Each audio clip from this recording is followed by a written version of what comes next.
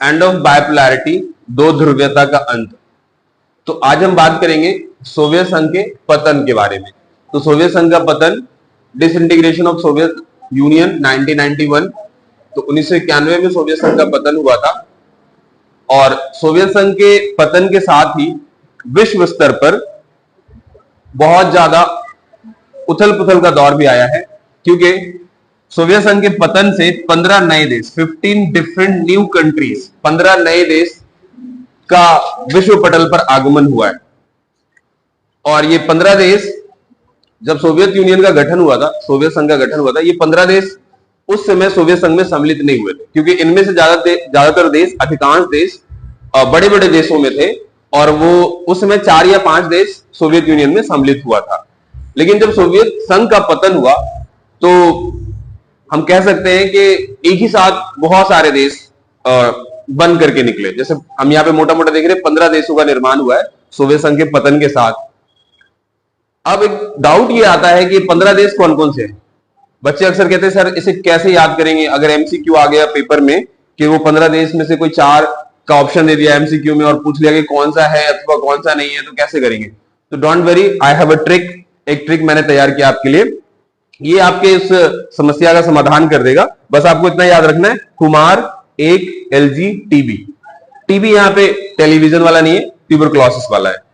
तो यही हमारा एक्रोनिम है, ट्रिक है, जिसके द्वारा मैं आपको बताऊंगा वो कौन कौन से देश थे। के स्टैंड फॉर कजाकिस्तान, के जो है वो कजाकिस्तान के लिए। You stand for Uzbekistan and also for Ukraine. Ukraine, ये वही वाला यूक्रेन है जिससे रूस और यूक्रेन का वॉर चल रहा है, साल से भी ज्यादा हो चुका है। और आजकल आप भारतीय राजनीति में इसकी खूब चर्चा भी सुन रहे हैं, है ना, वॉर रुकवा दिया गया, तो बहुत ज्यादा चर्चा में है ये। और ये वही यूक्रेन है। यूक्रेन के विषय में थोड़ा सा मैं आपको बताता चलूं कि कितने विद्यार्थी वहां गए थे मेडिकल की स्टडी के लिए। तो 15,000 से 18,000 के आसपास विद्यार्थी वहां गए थे मेडिकल की स्टडी के लिए, क्योंकि भारत में जो मेडिकल की स्टडीज है उसमें अगर आप गवर्नमेंट कॉलेज में सीट्स कैप्चर कर लेते हो तब तो ठीक है, अदरवाइज आपको 50 से 70 लाख रुपए के आसपास प्राइवेट यूनिवर्सिटी में अगर आप मेडिकल पढ़ना चाहते हो इतना खर्चा आता है। लेकिन कंपेयरिंग टू इंडिया, यूक्रेन वगैरह में ये 25 से 30 लाख में हो जाता है, लगभग आधे में। तो इसलिए यहां पे बहुत सारे विद्यार्थी, भारतीय विद्यार्थी मेडिकल की स्टडी करने के लिए गए हुए थे। और जब वहां पे रसिया ने इन्वेड करना शुरू किया खार्किव और ऐसे इलाकों को, तो वहां जो हमारे देश के जो विद्यार्थी पढ़ रहे थे उनके सामने बहुत सारी समस्याएं आई। तो ऑपरेशन गंगा चलाया गया था, आपको याद होगा, और वहां से वॉर रुकवा दिया गया और वहां से स्टूडेंट्स को निकाला गया। तो इस तरीके से ये वही यूक्रेन है जो अभी भी वॉर में इंडल्ज्ड है। उसके बाद M stand for Moldova, A stand for Armenia Azerbaijan. Armenia और अजरबैजान पर थोड़ा सा और रोशनी डाल दूं। अर्मेनिया अजरबैजान पहले एक ही मुल्क थे, जब सोवियत संघ का गठन हुआ था एक ही मुल्क थे। लेकिन सोवियत संघ जब विघटित हुआ तो ये दोनों वहां पे गृह युद्ध छिड़ गया, सिविल वॉर, और ये दोनों अलग अलग हो गए। अब ये इनके बीच में भी एक समस्या चला रहा है अर्मेनिया अजरबैजान में, एक पर्टिकुलर एरिया नगोर्नो काराबाख, जिसको लेकर के ये दोनों लड़ते रहते हैं आपस में। R stand for Russia itself, R से रसिया ही है, रसिया मतलब यूक्रेन से जो वॉर कर रहा है इस समय, है ना। E for Estonia, K stand for Kyrgyzstan, L for Latvia Lithuania, G for Georgia, T for Tajikistan Turkmenistan, and last में बी स्टैंड फॉर बेलारूस। तो ये ट्रिक आपका इस्तेमाल करके आप एग्जाम्स में इसको लर्न कर सकते हो। और कोई भी अगर एमसीक्यू आ जाए कि हाँ कौन से देश थे अथवा नहीं थे, तो बस ये ट्रिक को लिख करके आपको थोड़ा सा रिकॉल करना है, वापस फ्लैशबैक में जाना है और आपको याद आ जाएगा और आप कर लोगे।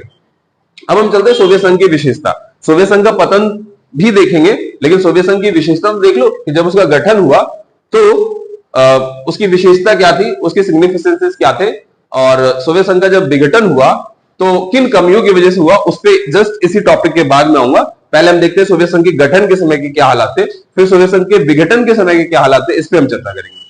तो सोवियत संघ का गठन जिसमें हुआ, ये विश्व की दूसरी सबसे बड़ी अर्थव्यवस्था था, second largest economy of the world. Means पहला यूएस था, अमेरिका, उसके बाद दूसरे नंबर पे सोवियत संघ का ही था।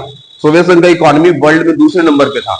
तो ये एक सबसे बड़ा रीजन है कि बायपोलैरिटी में, दो ध्रुवीयता में, आप देखते हो ना, एक ध्रुव यूएस है और दूसरा यूएसएसआर है। तो एक रीजन ये भी है कि that they were both economically powerful, दोनों के दोनों आर्थिक रूप में बहुत ज्यादा उन्नत थे, बहुत ज्यादा शक्तिशाली थे, और इनका रक्षा बजट बहुत ही ज्यादा था, सिक्योरिटी बजट बहुत ज्यादा था। दूसरा जो रीजन है विकसित संचार प्रणाली। इनका जो कम्युनिकेशन सिस्टम था सोवियत संघ का बहुत ज्यादा विकसित था, चाहे वो टेली कम्युनिकेशन हो या और भी किसी प्रकार की चीजें हो, बहुत ज्यादा डेवलप्ड था। बड़े पैमाने पर ऊर्जा संसाधन इनके पास। रूस है भी तो largest country in the world, geographically, भौगोलिक तरीके से देखोगे तो रसिया बहुत बड़ा देश है। तो इस वजह से रसिया के पास संसाधन बहुत सारे हैं, जैसे मिनरल्स हो गए, खनिज संसाधन, कच्चे तेल, और इस प्रकार की और भी कई चीजें हैं। कच्चे तेल से याद आया कि अभी यूक्रेन और रूस का वॉर चल रहा है, और आप देख रहे हैं कि इंडिया बहुत ज्यादा कच्चे तेल का आयातक है रूस से। तो इस प्रकार से इसमें भी कई बार टिप्पणियां होती रही हैं। तो बड़े पैमाने पर ऊर्जा संसाधन रसिया कंट्रोल करता है। विकसित इंडस्ट्री की बात करें, डेवलप इंडस्ट्री, तो रूस के पास ऐसा कोई भी उद्योग ऐसा नहीं है जो वो कहीं से परचेज करता हो। वो अपने देश में खुद एक पिन से लेकर के लड़ाकू विमान तक बनाता है, तैयार करता है, और भारत अच्छा खासा आयातक है। सोवियत संघ, अब तो रूस हो गया, तो रूस के हथियारों का बहुत बड़ा आयातक भी रहा है भारत। यातायात की बात करें, developed means of communication, transportation, यातायात की अच्छी सुविधा थी, रोडवेज, एयरवेज, हाईवेज सारे बहुत अच्छे से डेवलप थे। देश का कोना कोना वेल कनेक्टेड था। बेसिक एमेनिटीज बहुत अच्छी थी, स्वास्थ्य, शिक्षा, ये सारी चीजें, सोशल सिक्योरिटीज वगैरह बहुत अच्छा था। और एक जो सबसे इंपॉर्टेंट आता है लास्ट में, प्लान्ड इकोनॉमी। समाजवाद की यही तो विशेषता है, भारत में भी प्लान्ड इकोनॉमी है, और हमने ये लिया भी है वहीं से, नियोजित अर्थव्यवस्था। पहले इसको प्लानिंग कमीशन ऑफ इंडिया कहते थे, और 2014 से इसको योजना आयोग को नाम बदल करके नीति आयोग कर दिया गया है। तो प्लान्ड इकोनॉमी, यानी कि प्लान्ड इकोनॉमी में होता यह है कि सारा का सारा अर्थव्यवस्था राज्य के हाथों में होता है, सरकार के हाथों में होता है, सरकार द्वारा संचालित किया जाता है। तो यहां पे आप देखेंगे जो प्लान्ड इकोनॉमी है, इसमें सारी की सारी मैनेजमेंट जो होती है अर्थव्यवस्था को लेकर के, वो राज्य करता है। तो ये सारे का सारा सोवियत संघ की विशेषता थी।